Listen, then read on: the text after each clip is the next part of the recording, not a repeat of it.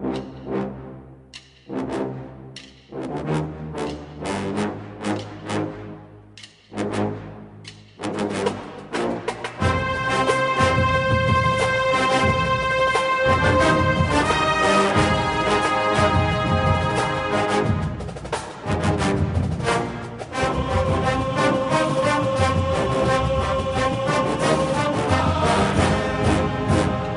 morning, Bucknutters. Welcome into the Morning Five on January 14th, 2015.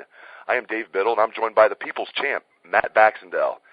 Bax rewatched the game last night. I couldn't wait to watch the entire game on TV. I was there covering it. I saw the replay that ESPN played a few hours after the game in the middle of the night, but that was, the condensed version where they're skipping through a lot of the plays. So finally got a chance to watch the game on TV last night. Several takeaways. Some of these I was aware of watching the game in person, but it was just striking watching the game on TV just how much Ohio State wore down Oregon. We heard all leading up to the game, tempo, how Oregon wears you down. Well, Ohio State did the wearing down.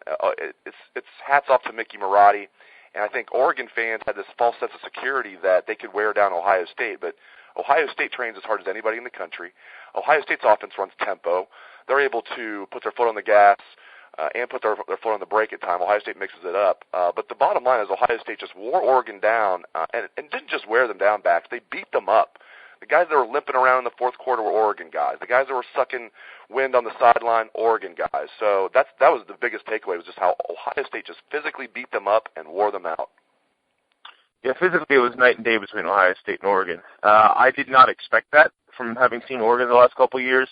If you look at the way they're recruited in the years that have led up to this championship game, I expected a much more physical Oregon team than the one we saw in 2009. But the truth of the matter is that this is a game where OSU was physically dominant pretty much after that first drive where Oregon ran down the field. And I think, A, you have to give Mickey Marotti a ton of credit for it.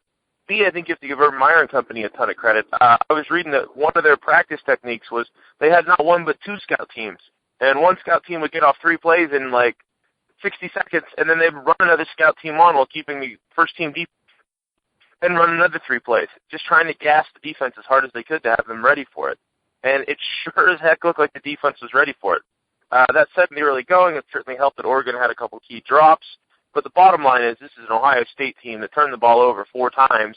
They tried to give Oregon points, and they still won by 22 points thanks to a physically dominant showing. No question which team was better after this game. We know what the bread and butter play for Ohio State was. It was that inside trap, that counter, bring the tight end in motion. Most of the time it was Van Nett taking out the center. Hireman as well played well. Sometimes they would take out a D end.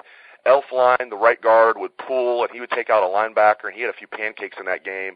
And you don't need to give Ezekiel much room. He gets a sliver. He could be taking it to the house. So that inside trap play, they just kept using it time and time again, and Oregon never adjusted to it. And it's amazing that Oregon, maybe they did adjust to it, they just couldn't stop it. But it was like Ohio State was telling them late in the game, listen, this is the play we're going to run. We've ran it all game. You can't stop it. Can you stop it now? And Oregon said, no, please, we can't stop it. Please. It was, people said that Florida State quit against Oregon. Oregon quit late against Ohio State. And it was that counter trap play. I loved it. No reason to go away from it. And finally, Tom Herman just kept using it. And I don't think we saw that play that much this season, did we, Bax? Was that a new wrinkle, in your opinion? We saw it a little bit more than you'd think. The issue is that normally it was a trap that was in a situation where you had an option to read on it. And this situation was you're giving the ball to Zeke. There was no reading from Cardale on a lot of those plays.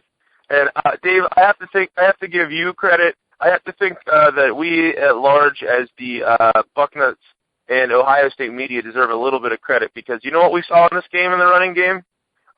Sneak. After begging for it for weeks, we got a sneak. Yes. And, yes. It's amazing what happens when they finally use the quarterback sneak. But I digress. I have to say good for Tom Herman for not being stubborn. I've had issues at times in the past, largely because he didn't do what he exactly did against the Ducks with Zeke. I have been begging just to feed the tailback all year. And a guy like Zeke, I remember talking with you last week before the game, and I said if Zeke gets 30 carries, we're clearly going to win. Zeke had 36 carries. Zeke could have ran all night all over those Oregon guys. Those Oregon front seven, they were just beat up, and they had no answer for Elliott. And by the way, Elliott is the most scary kind of back you can think of because he'll get tough yards almost every single time. He only had one carry that didn't go for positive yardage in that game. But if he gets past your first wave of guys, we saw in the game against Oregon, we saw against Wisconsin and Alabama, he's gone. He is a special, special tailback. And Buckeye fans have to certainly give him credit as the MVP of this game. But I think you have to also give plenty of credit to Tom Herman for finally running what I always jokingly call the Tressel game plan of, if something's working, don't go away from it. Ezekiel Elliott, when that game got to 1 point, Ezekiel Elliott was the plan. And Ezekiel Elliott won that game. It went from 21-20 to 42-20 because the Buckeyes ran the ball with Zeke and the defense clamped down. I've typed out a bunch of notes from the game, watching it on a post last night. I'm going to post those to the board. If I went through all of them right now, this would be the Bucknuts Morning Hour, which some of you out there might not mind, but my bosses will not be crazy about that. So later on this morning, I'll post that to the board, some more thoughts from the game. But I do want to get this out. A guy that I've been critical of, Tyvis Powell, played the best game of his career. He had one broken coverage, maybe that was more Duran Grant than him. I don't know. Those are broken coverage. But overall, Tyvis Powell played the best game of his career. I've been critical of him. I love him as a young man. I think he's a great kid. But I've always said he's not physical enough to be a good safety as Ohio State. Well, he's proven me wrong. He's never going to be an enforcer.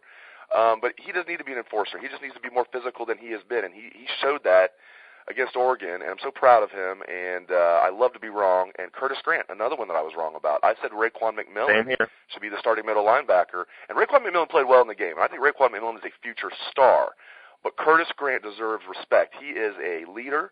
He is stout against the run, and he kept improving. And was he a guy you wanted in coverage?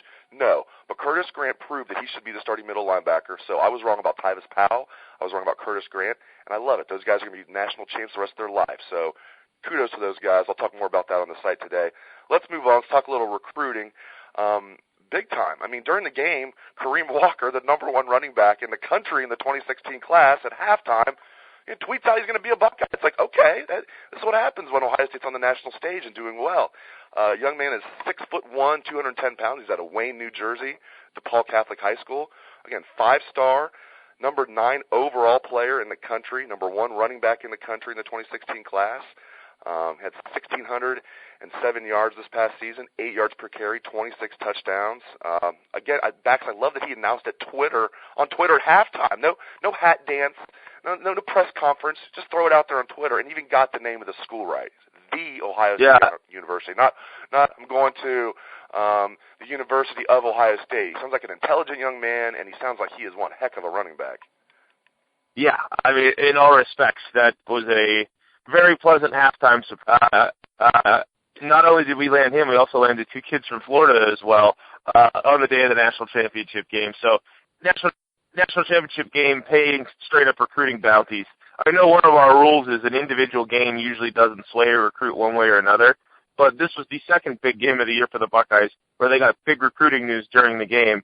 The other being when Ohio State beat our rivals up north, and Michael Weber decommitted from them and had everybody pretty much assuming he was watching the game and saying, yeah, I'm not going to Michigan because Ohio State's killing them and I want to win games. So back to Kareem Walker, though, because obviously he's going to be joining a stable of very talented tailbacks when he gets to Columbus. Landing the number 1 running back in the country, a top 10 player in the entire country, is obviously huge no matter what way you slice it. This is a kid that offers from everybody in Ohio. Ohio State went into New Jersey, took him away from home state schools, and didn't let a school like Penn State, which typically holds sway in New Jersey, didn't let them beat him to it. This bodes extraordinarily well for 2016 being an exceptional class, because 2016 is one of those years where Ohio is extraordinarily loaded. Buckeyes take care of business at home and do the usual Meyer practice of going in and landing some elite kids from out of state. They could be looking at the number 1 class in 2016 if things shape up correctly. So while we were all looking at the present and celebrating the present and overjoyed with the present, my God, does the future look bright with the recruiting that this team has and just how young this team is that is coming back next season. This is as good as it gets. I said this on the radio in Cleveland yesterday. It'll never get better than this for the Buckeye fans. Even if we win 2 or 3 more titles in a row, it'll never be this unexpected. The future will never seem so supernova bright. This is the best we could possibly have it. So take this moment, bottle it, put it on a shelf, drink it whenever you're needing a happy feeling. This is as good as it gets. And then right after the game, a 2017 athlete Bruce Judson, same high school as Jamel Dean, Cocoa, Florida. He commits to Ohio State. Again, 2017 class, so just a sophomore, number 3 athlete in the country, number 17 overall prospect in the country. And one more recruiting note, we have some good news on Carlton Davis, if you didn't see it on the site yesterday. He is not going to take any more visits. He will be a Buckeye. He is the 3-star corner in Ohio State's 2015 class from Miami, Florida. So, probably an underrated kid, you'd have to think, since Ohio State wants him so bad. Only a 3-star, number 43 corner in the country, but Carlton Davis will not take any more visits. He will be a Buckeye. Ohio State has 20 commitments in their 2015 class. They are ranked number 7 in the country according to the 24/7 Sports Composite. National Signing Day is exactly 3 weeks from today, so we'll see how high the Buckeyes can finish. One more note real quick. Ohio State had its best basketball game of the season thus far, in my opinion. Michigan beat Michigan 71-52 in Columbus. Great game from D'Angelo Russell with 21 points. Sam Thompson played an excellent game. I continue to be impressed by Jayshawn Tate. Ohio State will play at Iowa Saturday at 2 p.m. Eastern. Iowa beat Ohio State in the Big Ten opener on December 30th in Columbus, 71-65. That is all for us here at the Bucknuts Morning 12, or however long we went today. Thanks to my man, Matt Baxendale, the People's Champ. Thanks to all the listeners out there. Hope you have a great day. I know that national championship glow has not worn off yet. It will not wear off for a long time. Enjoy it, Bucknutters. I know you are. Bask in the glow of that national title win. It feels so good. Take it away, best damn band in the land.